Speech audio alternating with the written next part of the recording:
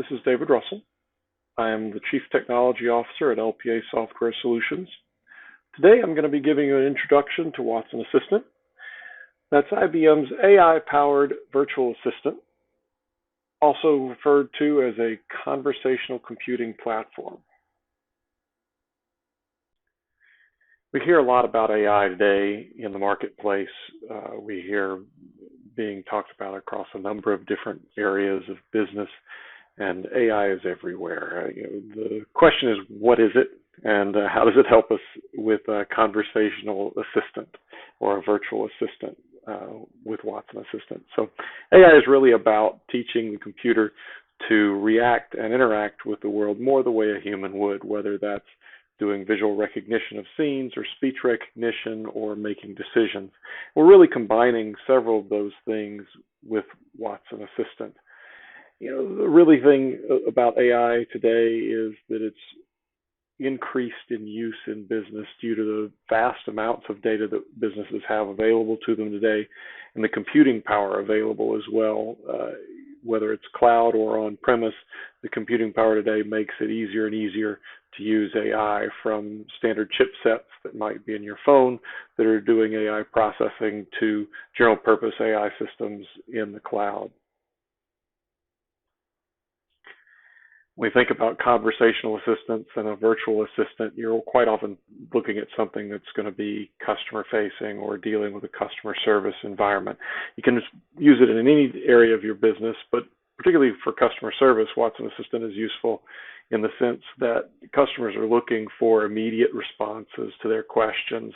They don't want to wait for customer service. They don't want to wait in a call queue. They don't want to wait for a chat system having an agent available to them. They want an experience right now, and they want to make sure that they get their answers as quickly as possible. You have customers are very concerned about the customer relationship, and just one or two bad experiences can lose a customer.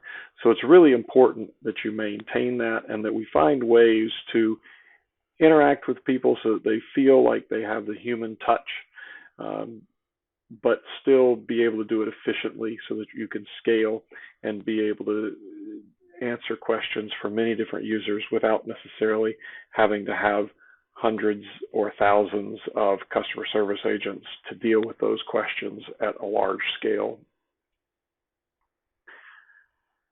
That really brings us to Watson Assistant and what is it capable of doing. As a virtual assistant, Watson Assistant looks to resolve questions from a customer, or even that customer might be an internal employee who has questions for a different department within your organization, or even has questions about things that they need to be able to answer to do their job. But those customers of this system, wherever they're coming from, they may come through different channels: SMS, voice, email, or a website, and they have something that they need resolved. They have a question, they have a statement, they have something that is their intent that they want to interact with you, and they'd like a resolution now. Watson Assistant is designed to take those interactions through whichever channel it comes in and respond with either a dialogue, a conversational element with that user to understand more about their intent, or to hand that off to a search system if their intent is something that Watson Assistant doesn't immediately have an answer for, or even hand off to a human agent to handle more complex intents or questions that people have, and those things that they need to know. And Watson Assistant is an AI agent, as we said, and it has a number of things that differentiate it, and we'll talk about those in a little more detail later. But disambiguation is a big one. The idea that a user may call in and have a question or have something that they would like to do, and their intent from the way they've phrased it isn't clear. And Watson Assistant has the ability to disambiguate if there are more than one potential intents that it recognizes from that user. It can follow up and ask a question to decide which of those two intents. So if someone came in and asked, what are your store hours at your current location. It may not know whether they're asking about the location or the hours. In this case, they're probably asking for both, but it can ask them to follow up so that it can respond with hours and the location potentially separately by understanding better what question was being asked. It has ways to recommend improvements to the system so that if it gets common questions, it can recommend to you that, hey, you should probably add a response for this particular intent that people have, or at least this question. You may need to define an intent. And we'll get more into the details of what an intent is versus the question that's being asked. But it really is all about providing artificial intelligence to understand what someone is asking and to route them more quickly through to a resolution. Key benefits are improving your user experience. You can respond to customers more quickly without a wait by having a system that is capable of interacting with them as if they were interacting with a human, and making that available to them immediately without needing to have numbers, because the computer system can handle those questions. You want to lower your operating costs, as you continue to expand into new markets or you expand in your business in general. Being able to expand that ability to respond to questions internally or externally. One of the issues there is most often that means continuing to scale your staffing to meet those new needs. With something like Watson Assistant, you may not need to scale beyond the staff that you started with, or your scaling of that staff is reduced so that you can lower your overall operating costs.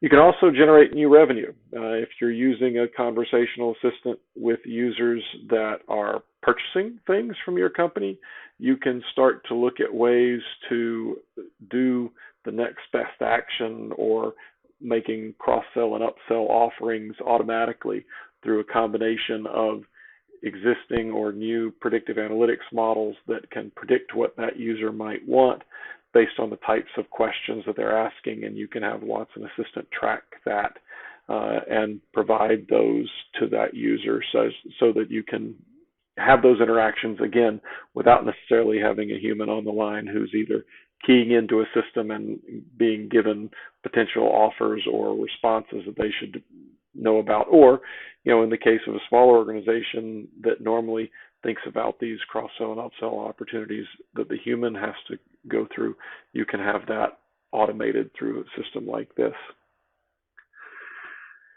Talked a lot about the customer care area of Watson Assistant being a direct customer interaction, but you can also see Watson Assistant internally improving employee productivity, where your employees can potentially have systems that they can ask questions of, and if you've built that once, you have organizations within your business, whether it's IT or HR or other organizations, that field questions from your other employees with some frequency. Watson Assistant can be introduced as a way to field those common questions and have responses available so that you can free up your staff from answering those common questions, and you're able to get those questions answered quickly, and that increases your overall productivity on both sides, both from the staff that have to stop what they're doing and answer questions when they come up, and from your staff in the field that may need to ask questions and get answers back. They can get those potentially more quickly with something like Watson Assistant. And I also talked a little bit about conversational commerce, the idea of a guided buying experience through a chat or a conversational aspect, which is a different and new user interface, if you will, for users to interact with your business.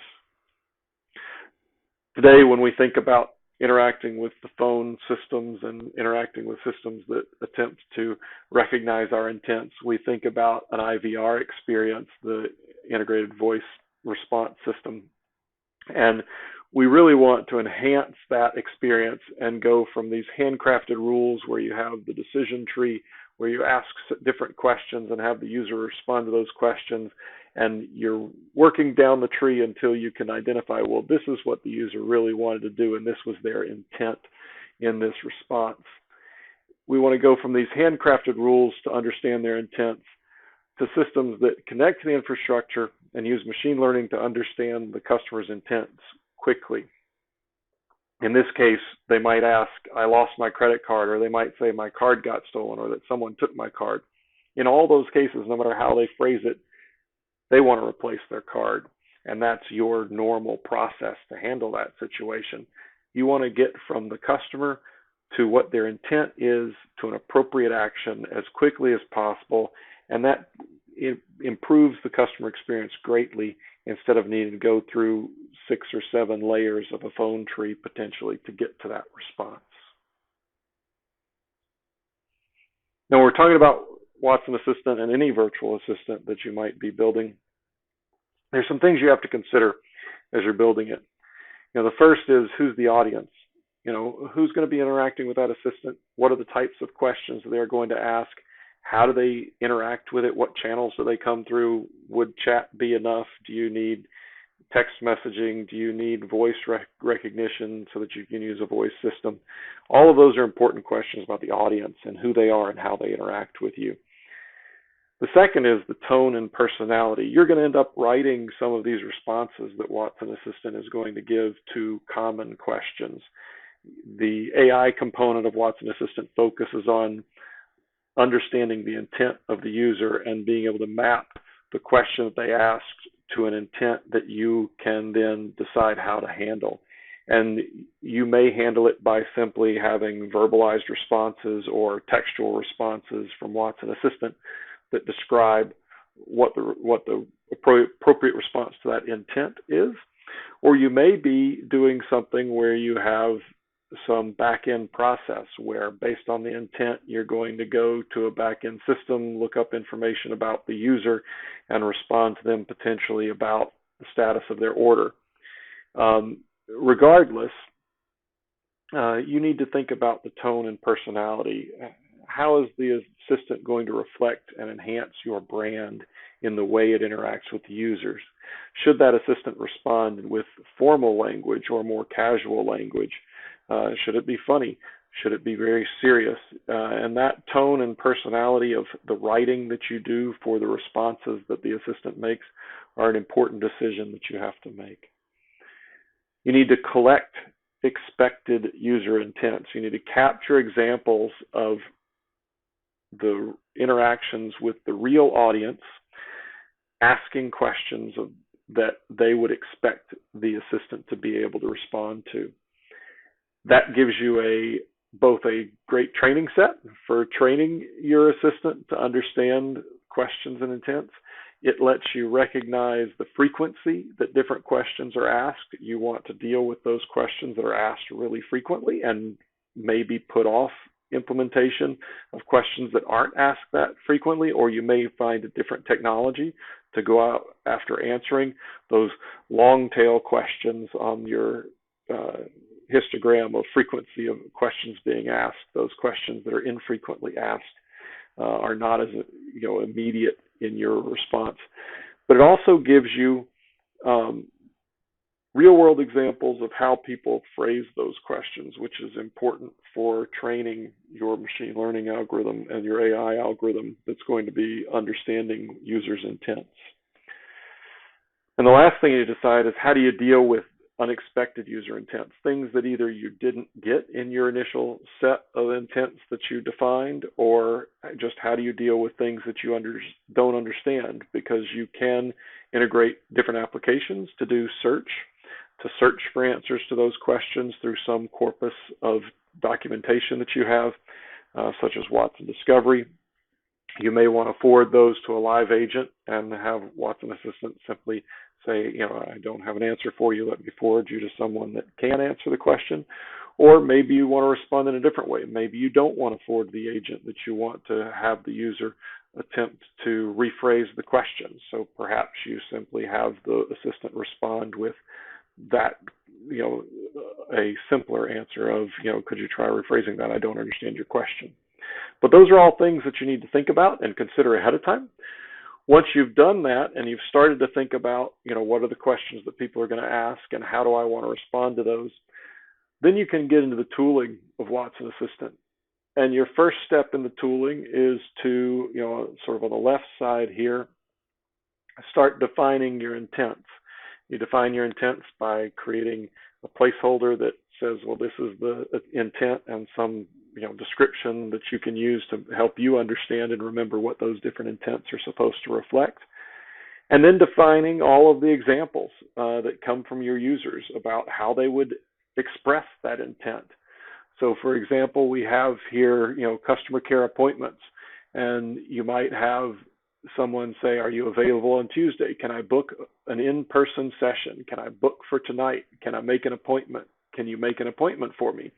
Those are different ways of phrasing that question, but you don't have to get all of the answers or all of the different examples available to you to understand the intent. This is the key to the AI involved here, is that natural language processing and AI systems take these examples and expand them into a broader net, if you will, of human language that can be understood and be mapped to these using the techniques that Watson has built into it. We typically say you should have at least 10 examples for any given intent, but the more different examples you can provide, the more information you're giving the AI algorithm to try to understand many different ways people could phrase the same questions. But once you've defined those intents, you then define sort of the dialogue or the way Watson Assistant responds to someone asking a question. And once they've defined their intent, how is Watson Assistant going to respond? And that can be a dialogue with the user. That can define things like the disambiguation that I talked about. It can define things like being able to do digressions, where you might be working through a user may be ordering something through your system, and part of that ordering something is that the assistant has to collect certain pieces of information from the user. The Watson Assistant knows how to collect all of that information, and you can teach it how to follow up and ask follow-up questions if you don't provide enough information. So in this example, where if you were scheduling an appointment, you might ask to schedule an appointment, and Watson Assistant knows that it needs a day and a time in order to schedule that appointment. If you didn't provide it when you asked for the appointment, Watson Assistant will follow up and ask questions about, what day do you want to come in? What time do you want to come in? And maybe in the middle of that interaction, the user wants to ask, well, what locations do you have? You could set up Watson Assistant to deal with that digression so that it can hold on to the information about this question about scheduling an appointment, answer the question about locations, and then come back to the actual placing of the appointment without losing any of the information that was previously collected, as if it was taking notes, if you will, about what it had already collected, and then it can continue the conversation from where it is moving forward. And that's called the digression in the dialogue. But you can set that up, and you can even set up in here the idea of, if a particular intent is expressed by the user, having that intent mapped to a particular agent, so that you can have specialized agents if you have human agents that are going to be responding as well. It allows you to route questions appropriately, so that if Watson may recognize the intent, but you may not want to answer that in an automated fashion, you may want to transfer that to a human, you could do that in whatever interface that you have. Once you've defined the dialogue, the intents and the dialogues and all of the ways you want Watson Assistant to interact with the users, you have to think about how you're going to deploy it. Out of the box, the simplest deployment is a chat type interface. And in that deployment, you have a few different examples of simple ways to interact and simple integrations. One of the integrations is through Facebook Messenger. Another out-of-the-box integration that you're seeing demonstrated here is with Slack. And you can add it as a bot to Slack, and it will respond to questions from users that way as well. That integration relies on the Watson Assistant APIs that are available. So if you have developers that are building a website and you want to integrate a chat interface, or perhaps you have a chat interface that you'd like that you already use that you'd like to integrate with Watson Assistant, you have the ability to use APIs directly to make those calls back and forth and to have this interaction available in whatever interface you're building. In a more complicated scenario, I've talked about sort of the IVR replacement or the voice replacement. You can use a few additional tools available from IBM, the voice agent with Watson and Watson speech to text and Watson text to speech, in addition to Watson Assistant. And you can take that exact same set of intents and dialogue that you've previously set up and that you've tested in this chat environment, and you can plug it into an existing IVR system and have it interact with Watson Assistant by taking the voice information from the user calling in, doing speech to text to get your text that feeds into Watson Assistant. Watson Assistant responds with a text response, and then you can use Watson's text to speech capability to then have that vocalized back to the end user.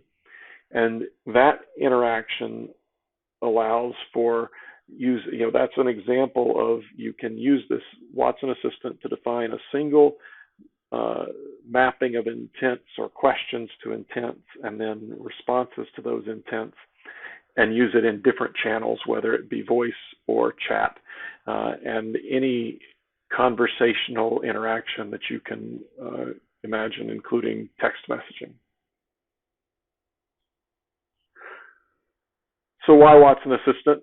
There are, other products out there, but Watson Assistant has some key differentiators that make it the leader. And Forrester, as you'll see on the next slide, believes that IBM is definitely the leader in this space.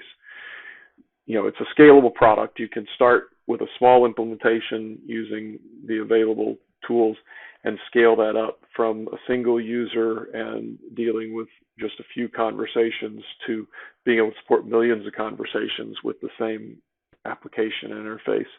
You control your data. If you're using the public cloud version, IBM isn't going to use your data and your insights to power anyone else's systems. You own that, and only through special secondary agreements would IBM use any of your data if you agreed to it, but by default, that's yours to handle.